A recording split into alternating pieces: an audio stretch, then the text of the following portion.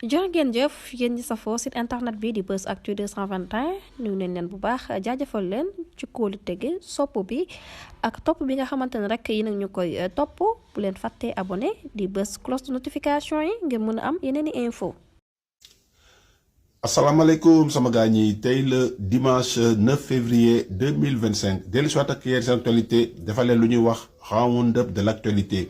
kii nga xam ne moom mooy le ministre des forces armées bu réewum Sénégal di Birame Diop amoon na benn visite ci réewum Mali bu général Assimi Goïta ci ndigalu kii nga xam ne moom mooy son excellence le président de la République du Sénégal di son excellence monsieur Bassirou Diomaye Diakhar Faye moom nag dafa yóbbu woon benn bataaxal bi nga xam ne mun nañ koo tënk ci yi kàllaama mooy maanaam lu ñuy wax amitié solidarité ak coopération maanaam xaritoo bii nga xam ne moo dox ci diggante réewum Mali ak réewum Sénégal ak solidarité mooy maanaam jàppalante ak dimbalante ak li si des nag di coopération bii nga xam ne réewum Sénégal bëgg na koo amal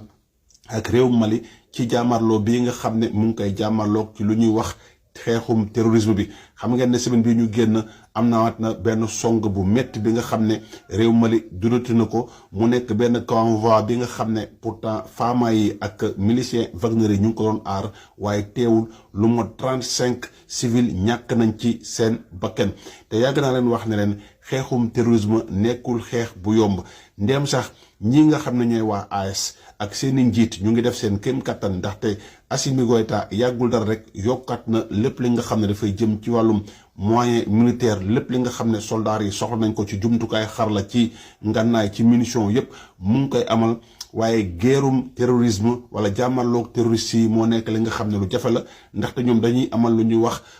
combat guerre asymétrique maanaam ñoom seeni mënin mooy maanaam embuscade mooy guet-apens mooy attaque par surprise maanaam yow daal dañuy bàyyi ba nga xam ne teggi nga sa loxo wala maanaam bàyyi ko nga tuuti rek ñu amal la song lii mooy li nga xam ne moom la Mali di dund boobu ba léegi te ci loolu nag la sunu njiitu réew di son excellence monsieur Bassirou Diomaye Diakhar Faye yónnee le ministre des forces armées pour maanaam amal ay waxtaan ak réew Mali bii nga xam ne jàpp nañ ne comme ay dëkkandoo lañ te Olof Ndiaye day wax ne dëkkandoo jàmm ca gëj malgré que ne ñoom génn nañ ci kuréel gii nga xam ne moo ñu boole woon di CEDEAO waaye lii nga xam ne mooy li gën mooy maanaam wéy na di garder relation yooyu noonu parce que lépp li nga xam ne sa dëkkandoo da koy dund muy jafe-jafe boo ko ca seetaanee mun naa wàll yaan si maanaam néegu ñaxu sa dëkkandoo buy lakk waroo koo retaan parce que mun naa ñëw wàll sa néegu ñax ba tax na daal diplomatie bii nga xam ne kii Sénégal mu ngi koy amal lii mooy lu ñuy xaar ci Afrique mais pas di ay jàmmarloog ay noonoo jël ñii nga xam ne ñun ñooy africains yi du utal suñu bopp ay noon comme ñenn ñi luñ ko defee ci réseaux sociaux yi comme yenn burkinabé yi song ivoiriens yi wala yenn maliens yi song ivoiriens yi Afrique soxlawul loolu Afrique lu mu soxla mooy cohésion Afrique lu mu soxla moom mooy déggoo te déggoo boobu noonu mooy obstacle bi gën a rëy ci lépp li nga xam ne moo dara tax ba Afrique sukkaliku xam ngeen démb amoon na benn sommet ci Tanzanie mu yitteel conflit bii nga xam ne moo am ci République démocratique du Congo te ñu ne Paul Kagame moo ngemb ay rebelu M23 yi nga xam ne dañoo fekk baax ci fii nga xam ne moom mooy Nord Kivu ñu leen di wax ay Tutsi congolais ba déstabiliser foofu noonu ba ñooñu nekk ni di wëyandi di xuus xam ngeen ne communauté internationale mu ngi amal ay condamnation waaye condamnation yooyu noonu daanaka dafa mel ni da ngay yuuxu ci kaw di màtt ci suuf ndaxte muy Union européenne muy Angleterre muy yeneen puissance yi muy Chine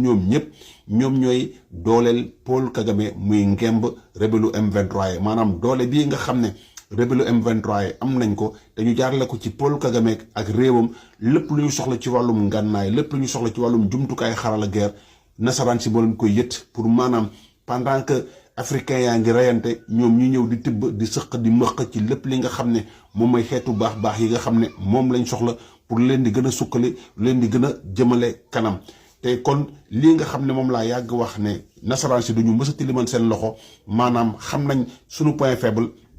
diviser pour mieux régner loolu mooy lii nga xam ne moo am ba tey ci atum 2025 kii nga xam ne nag moom mooy njiitum Tchad moom dafa sàkku ci communauté internationale ñu amal lu ñuy wax une intervention maanaam coalition bi nga xam ne dañuy dem faagagal loolu parce que moom